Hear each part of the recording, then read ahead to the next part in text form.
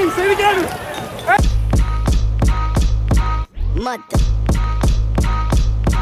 Mother, sucker. Yeah, oh, this what you want, huh?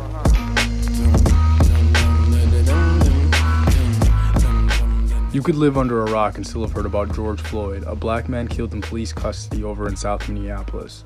Hashtag George Floyd has been a global trending topic, with people all over the world showing their support and solidarity on racism and police brutality. This past week, I was able to attend multiple community demonstrations all throughout Minneapolis, capturing peaceful protests and gatherings, some of the nighttime riots and police standoffs, and the overall astounding resilience of Minneapolis residents. Our continued efforts to support and rebuild our community through fundraisers, food donation hubs, and social justice and awareness has demonstrated our strength as a collective. I want to talk about some of the topics I just mentioned later in the video, but as of right now, just look at some of these clips.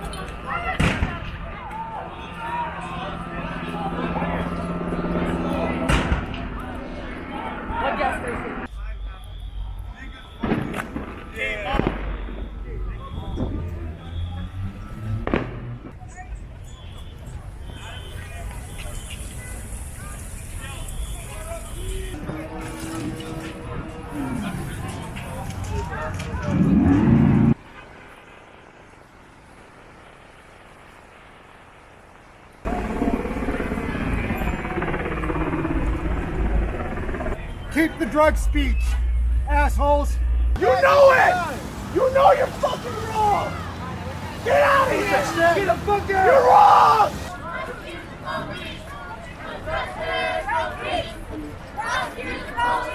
So last night, I didn't have that peace of mind that was gonna allow me to fall asleep. My family was up, my neighbors were out in the streets. We could hear helicopters and state patrol from our living room. You know, shit got real last night.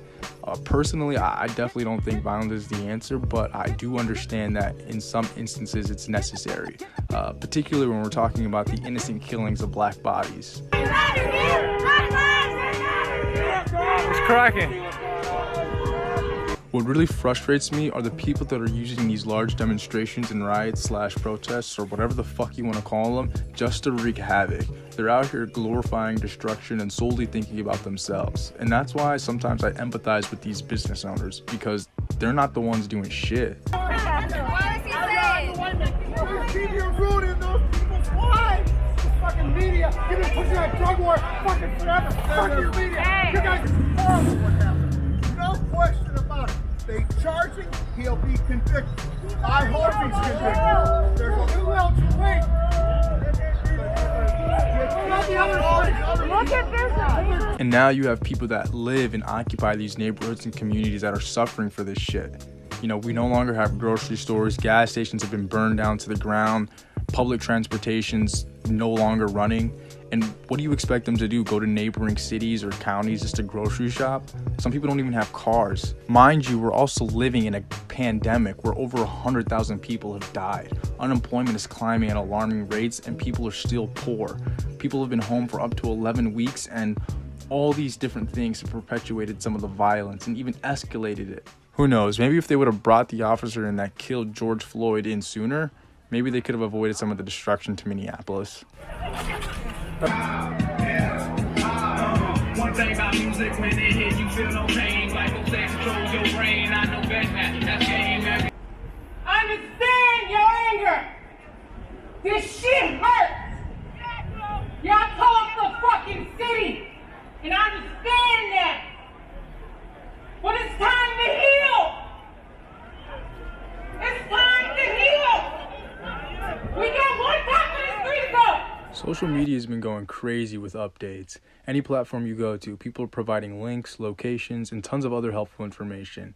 All throughout Minneapolis, recreational centers, parks, schools, and even corners have been turned into food and supplies drop-off locations. I have friends coordinating where supplies are needed and keeping inventory just so these places don't run out.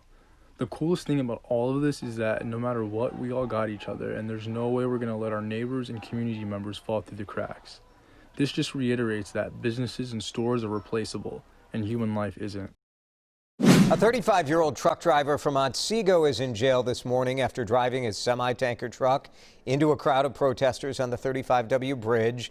I was less than 2 blocks headed downtown when some bikers informed me that a semi-truck had drove into a crowd of protesters on the freeway. I saw people frantically running for their lives to flee the scene. I remember I kept asking what happened, but for the longest time, no one could confirm if civilians were hurt or even killed. I imagined a massacre, but to my surprise, no one had died. Officers arrive on the scene. Oh my gosh. You can see Oh that my the gosh. truck was going incredibly. Well, oh my gosh. People got out of the way. That's a good thing. Police immediately arrived on scene to apprehend the driver and secure the freeway, but they were sure to bring mace and tear gas to disperse the crowd, which only got protesters riled up and angry. Eventually, we were all forced off the freeway, but then we were in a standoff with police. I kept thinking to myself, is this really happening? Is this Minneapolis right now? And unfortunately, we're all too familiar with national headlines of unarmed black people being killed. But it feels so much worse when it happens in your city. You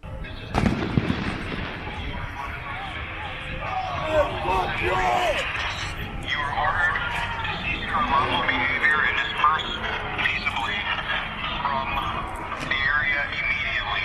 If you continue to obstruct, resist, and or interfere with peace officers, you will be violating Minnesota State statute, and you will be arrested.